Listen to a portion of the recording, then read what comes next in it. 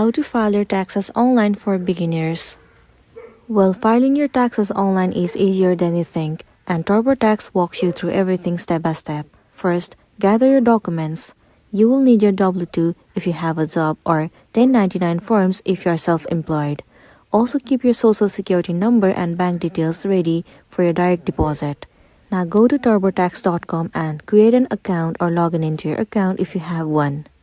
Tap on sign in and then enter your login credentials. Once you have been logged in, start a new tax return and choose the correct tax year. TurboTax will ask simple questions about your job, income, and personal situation. Just answer honestly. It guides you like an interview. Next, enter your income. You can upload a photo of your W-2 or type the numbers in manually. If you are self-employed, enter your 1099 income and add business expenses like gas, supplies, or phone bills. TurboTax then searches for deductions and tax credits you qualify for, like education cost or student loan interest. This can increase your refund or lower what you owe. After that, you'll see your results, either a refund amount or taxes due. Choose different direct deposit if you're getting money back.